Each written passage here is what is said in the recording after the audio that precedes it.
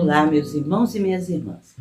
A paz de Jesus e o amor de Maria esteja com cada um de nós. Hoje, dia 9 de abril de 2022, nós estamos já na quinta semana da Quaresma. Eu quero meditar com vocês a palavra do Santo Evangelho de Jesus Cristo, que está em 2 João, capítulo 11, versículo 45 a 56. Em nome do Pai, do Filho e do Espírito Santo. Amém. Naquele tempo, muitos judeus que tinham ido à casa de Maria viram o que Jesus fizera e creram nele. Alguns, porém, foram ter com os fariseus e contaram o que Jesus tinha feito. Então, os sumos sacerdotes e os fariseus reuniram o conselho e disseram: o que faremos? Este homem realiza muitos sinais. Se deixarmos que ele continue assim, virão os romanos e destruirão o nosso lugar santo e nossa nação. Um deles, chamado Caifás, sumo sacerdote, em função naquele ano, disse: vós não entendeis nada. Não percebeis que é melhor um só morrer pelo povo do que perecer a nação inteira? Caifás não falou isso por si mesmo. Sendo sumo sacerdote, em função naquele ano, profetizou que Jesus iria morrer pela nação.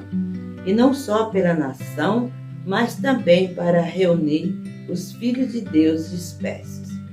A partir desse dia, as autoridades judaicas tomaram a decisão de matar Jesus.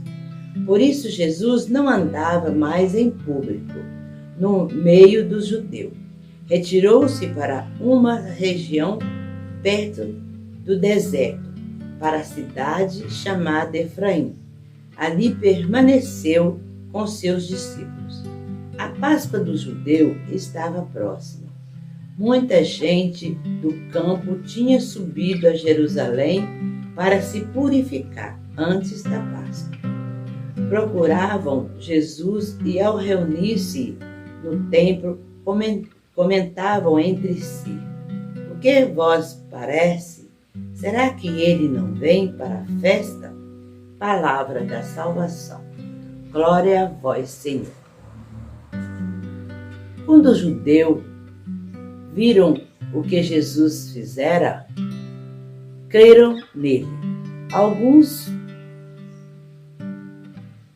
foram contar aos fariseus e Caifás, que era o sumo sacerdote naquele ano.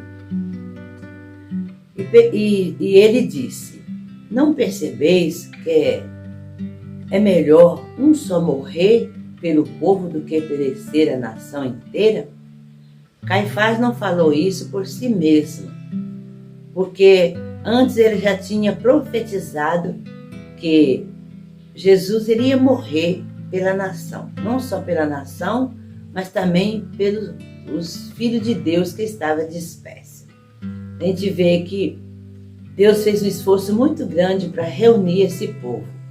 E ele disse, né? A gente vê que na primeira leitura de Ezequiel, foi profetizado pela boca de Ezequiel que Deus disse: eu farei deles uma nação única, apenas um rei reinará sobre todos.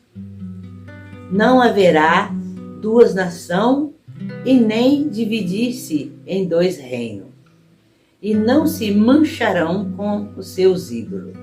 Então essa é a promessa de Deus para aquele povo que ele ajudou, né? Livrando e perdoando ele de todos os pecados.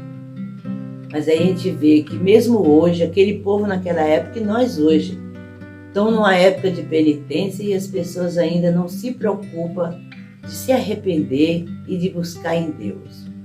E foi assim naquela época. E hoje continua do mesmo jeito. Então eles decidiram matar Jesus. Por isso Jesus não andava mais junto dos judeus. Preferiu ficar com os discípulos, aonde ele se sentia mais seguro. E até mesmo que ainda não tinha chegado a hora exata dele. Mas isso já incomodava aqueles que queriam prendê-los. Já começavam a comentar um entre os outros. Será que ele não vai vir para a festa? Porque estavam torcendo que ele fosse à festa, porque era o dia, era a hora que eles iam prender Jesus. E a gente vê que o Senhor diz assim também: convertei-vos, porque eu não tenho interesse nenhum com a morte de ninguém. Então a gente vê que Jesus não quer que ninguém perca a salvação. E Ele faz tudo para que nós se convertamos. Mas mesmo assim, as pessoas estão muito distantes, pensando só na vida material e não estão nem um pouco preocupados com a vida espiritual. Por isso a gente tem que orar muito e pedir a Deus, porque nós estamos realmente no fim dos nossos tempos, dos nossos dias, e as pessoas ainda não querem levantar a cabeça e ver que a conversão é necessária para todos nós. Amém? Que Deus nos abençoe e até o próximo encontro, se Deus quiser. E uma boa Páscoa, uma boa Semana Santa para todos.